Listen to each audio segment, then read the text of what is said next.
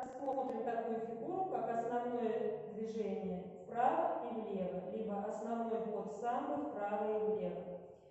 Начинаем с исходной позиции. Стопы параллельно друг другу, колени слегка смягченные. Приготовились. И мы находимся высоко над подушечками, колени прямые. Раз.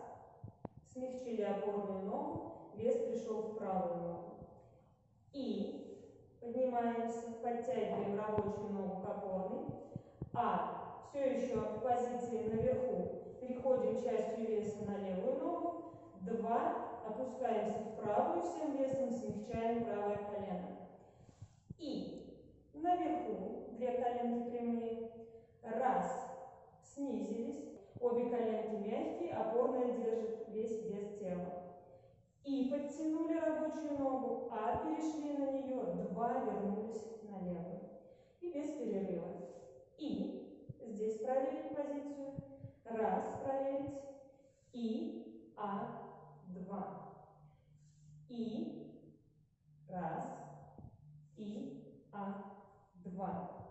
Не забываем, для чего мы выделяем отдельные дробные счета, отдельно целые. Не забываем про bounce action, который лежит в основе этой фигуры и многих других фигур с базовым ритмом.